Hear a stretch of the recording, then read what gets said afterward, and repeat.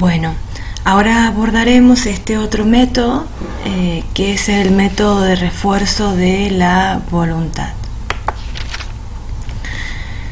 La razón puede decidir fácilmente, pero el arte está en dar a esa decisión el poder para llevarla a cabo. Este es el rasgo fundamental de la gente inteligente.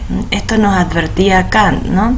A veces uno toma una decisión desde el punto de vista de una posición personal, pero lo que falta es esa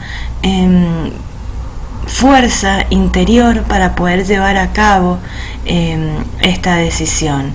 El método de refuerzo de la voluntad está especialmente indicado en casos, por ejemplo, de adicciones, donde quizás la persona tiene la decisión tomada de dejar esta sustancia o este objeto, pero le falta la fuerza necesaria para llevarlo a cabo. A diferencia del método que veíamos recién, donde lo que faltaba era justamente esa posición interior. Esa sería como la diferencia, ¿no?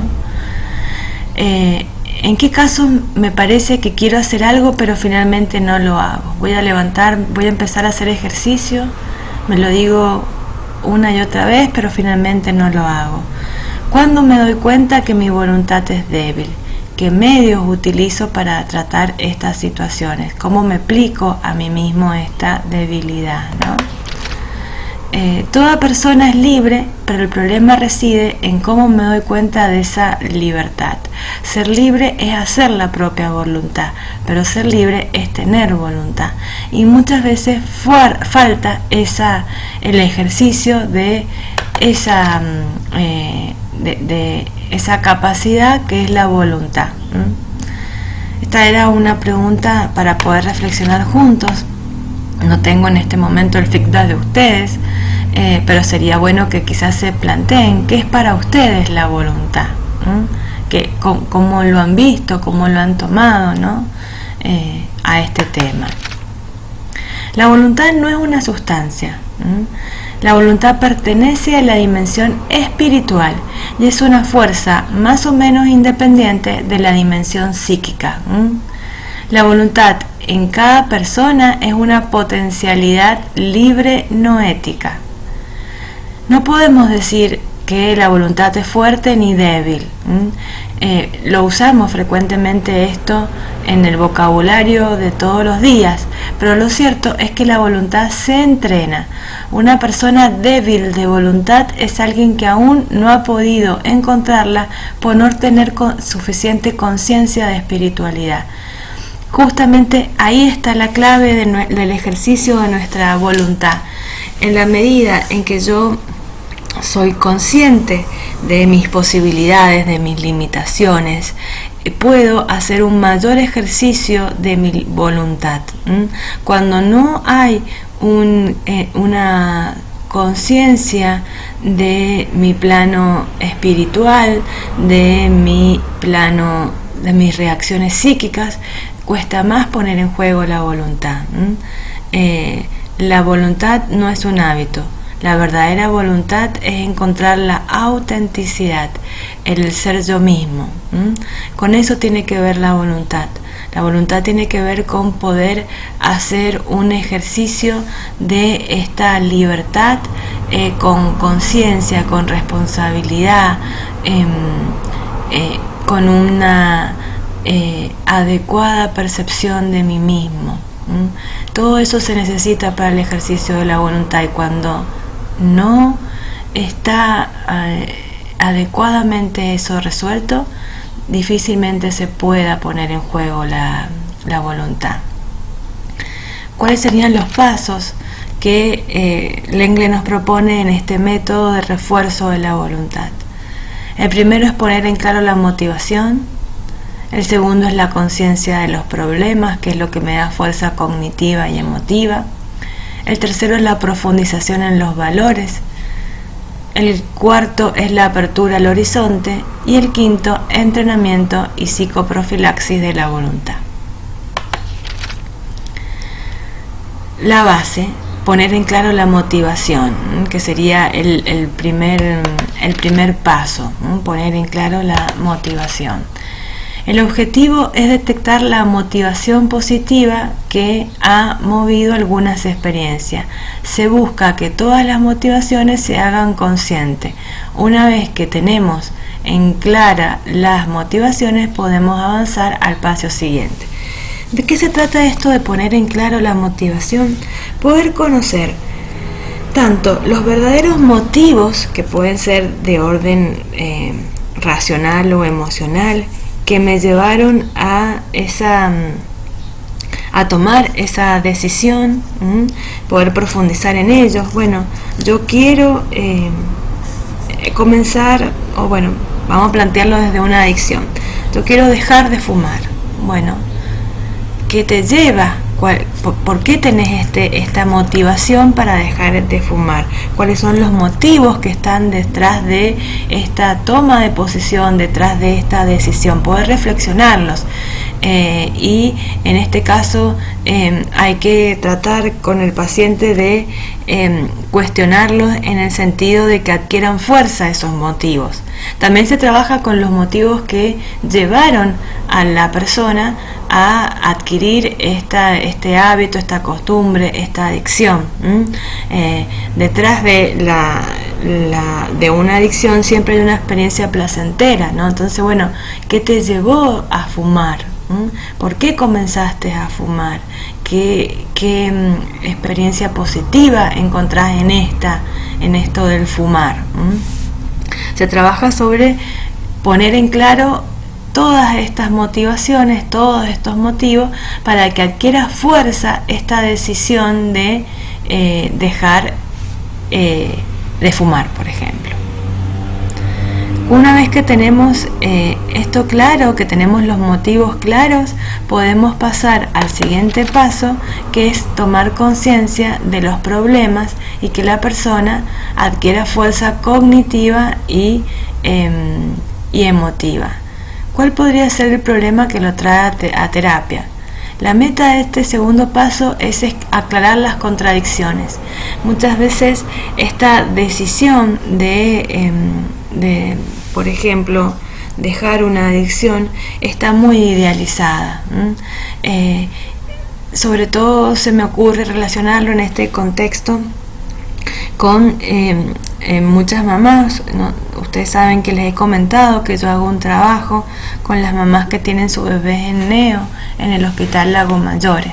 Algunos bebés van a neo porque han nacido de manera prematura o por algún problema de salud, pero también van a neo y en este último tiempo se ha incrementado bebés que nacen con síndrome de abstinencia por el consumo de sustancia de su madre durante el embarazo. Entonces, rápidamente, cuando se detecta esto, se hace un análisis, se tiene algunos indicadores, o por la historia de vida de la mamá, o porque la mamá lo revela, o porque se ve alguna sintomatología en el niño. Se hacen los análisis respectivos y dan consumo positivo de alguna sustancia, y inmediatamente esta situación de alguna manera se judicializa. No voy a entrar en este momento en el contexto de si esto es adecuado o no, pero lo cierto es que cuando uno habla con esas mamás a las quienes se les indica que deben hacer un tratamiento para poder continuar el vínculo con su bebé, aparece rápidamente esto: no, yo voy a cambiar, yo voy a dejar esto porque ahora tengo una razón, que es mi hijo. Es muy importante poder a cuestionar esto y que la persona adquiera conciencia de la problemática en la cual se encuentra para poder sostener esta decisión. Si no, aparece desde lo ideal.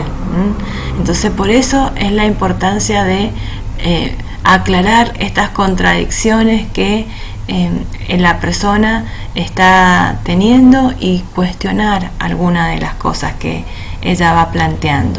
Cuanto más apertura y honestidad tengan terapeuta y paciente, es mejor para ganar la libre voluntad. Se llega a una fuerza emotiva y cognitiva que se opone a la motivación inicial. Se trata de que el paciente pueda comprenderse y aceptarse. ¿Qué es lo que te agrada del alcohol? ¿Cuál es el placer que encuentras en eso? Acá es el objetivo es poder ver los obstáculos para que adquiera fuerza también esta decisión. Estamos siempre tratando, por eso el nombre del método, reforzando la voluntad. El tercer paso es profundizar en los valores. Ahí se establece un vínculo en donde uno va reflexionando sobre los distintos valores que están en el fondo de esta experiencia. El objetivo es que el paciente logre aprender de su propia experiencia y que se sienta tocado. Este es un paso que requiere tiempo, porque los sentimientos requieren tiempo. Si uno lo relaciona con las motivaciones fundamentales, el valor tenía que ver con la segunda motivación, con el sentir. Entonces, para poder contactarme con lo que siento, requiero tiempo. Era una de las condiciones fundamentales de esta motivación. Una vez detectado un buen sentimiento, hay que procurar que se fortalezca. ¿Es ese el sentimiento de lo que estás buscando? Acá trabajamos sobre todo el plano emocional, ¿no? Bueno, ¿cuál es el sentimiento que está detrás de esta cuestión, de esta motivación para hacer el cambio? Quiero cambiar por mi hijo. Bueno, ¿cuál es ese sentimiento? Poder profundizar sobre ese valor que tiene la maternidad, el hijo. Hay que encontrar estos valores que llevan a la persona a querer hacer este cambio. Lo importante es que el paciente pueda entrar en contacto con el valor que está contenido en aquella experiencia del pasado, recuperando todo lo que había sentido. En toda adicción, podemos poner un ejemplo, siempre hay una experiencia inicial de satisfacción, y es importante que pueda la persona entrar en contacto también con ese valor y que pueda ver, bueno, cómo va a poder encontrarse de nuevo con ese sentimiento, porque está bueno esos sentimientos placenteros. Quizás lo que no estuvo bueno es que se quedara asociado a ese objeto de consumo, pero el sentimiento en sí es algo que ha sostenido ese vínculo y que deberíamos rescatar, el sentimiento, el valor que estuvo detrás de ese vínculo, ¿no? El cuarto paso ya es más rápido, es la apertura al horizonte, abrir el horizonte de vida, tomar los valores trabajados en el paso anterior y colocarlos en un horizonte de sentido. Es un paso para reflexionar sobre la temporalidad de la existencia. Es el momento oportuno para hacerlo.